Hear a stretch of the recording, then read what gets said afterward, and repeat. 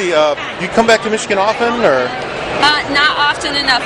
Last time was probably maybe 10 years ago or less. I was shooting in Toronto, and then I rented a car and drove down and saw my old homes and schools and stuff. Very cool. What's it like to get to the convention circuit, get to meet some of the fans, and kind of connect with people? That's the best thing about it. I mean, I've only gone to about 3 of them. It's very new for me, but it's surprisingly pleasant. You don't get to interact with people, and to hear that people like your work, and it's flattering. It makes you feel good. It's nice. It's a high. How did the role on Twin Peaks come about? Well, David, his way of doing it is he looks at pictures. He's had the same casting director for years. He chooses a few people he wants to meet. The picture he saw of me, I had platinum blonde hair. When I walked in, I was brunette. And we clicked, and 2 weeks later they called me and said he had written a role for me because Audrey was not in the pilot. So he wrote her for me, much to my, ecstasy. I'm so happy about it because it stood the test of time, and that's pretty remarkable. It's kind of funny because just the way it was shot and the storytelling, it's almost like the world wasn't quite ready for it yet because it was so different from anything on at the time. And I think in part that's helped it age so well. Absolutely.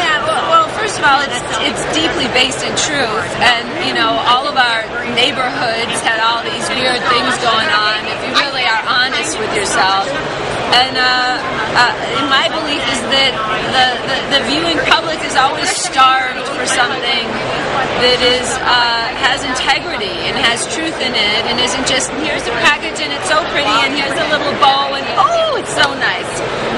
That's not reality. That's not life. And David has a way of finding the beauty in things that people are afraid to look at. And I think his doing that through his work and his examples, hopefully people will take away a little bit of an ability to really embrace their own life, even the things they think are dark or flawed or negative, which are really gifts and, fantastic things.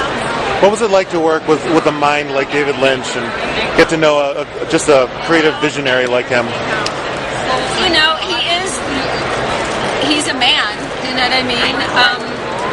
He's incredibly creative. He's extremely abstract. He doesn't tell you how to do something. He just kind of takes you into this other world, which is somewhat childlike awe, things that are beautiful that most people would miss. Was the cherry stem your idea or his? Theirs. I was like, this is dumb. I don't do this. Like, who does this? And they're like, people in college do it. And I'm like, okay. And then the first press thing I went to, there's tables, and then we're all at them, and everyone was at my table. You try the territory. I'm like, oh, what captures the American's imagination? I was the last person to. Apparently, it's a college thing. Okay. Well, as far as Gilmore Girls, how did that whole thing come together? Well, Amy Sherman-Palladino said that she had initially wanted me to play the mama on it, and I was doing something else. I was doing Rude Awakening, so I didn't get to meet her on that. And I was on it in 2 different capacities. The first time they were trying to do a spin-off with Milo, and I had short platinum hair.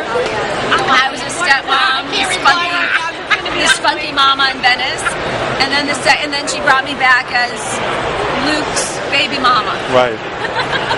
So she loved working with me the first time and brought me back for the second one, and I was ecstatic. I mean, she's super creative and really cool to work with. So she originally had you in mind for Lorelai for that role? That's what she said. Yeah. Okay. I mean, they look at a list of people, and it's like Sherilyn's working on another show. So then they got the wonderful, beautiful woman whose name I'm forgetting. I'm sorry. Right. I'm a little brain dead right now. Oh, no problem. I was going to ask, what do you have going on currently, or what projects are you should fans kind of look for coming up? Well, I focus a lot on my 4-year-old and my 18-year-old, and I've had a kind of self-imposed sabbatical, pulled out for a bit, gladly. And right now, Jennifer Lynch who directed me in Boxing Helena. She's writing a new script. And I did a web series recently. We did a pilot called The Phoenix Project, which was kind of cool. Kind of zombie and germ warfare, and iTunes is interested in picking it up. So it's, we'll see. Awesome. Last thing, one of the gifts you got was Sanders Hot Fudge.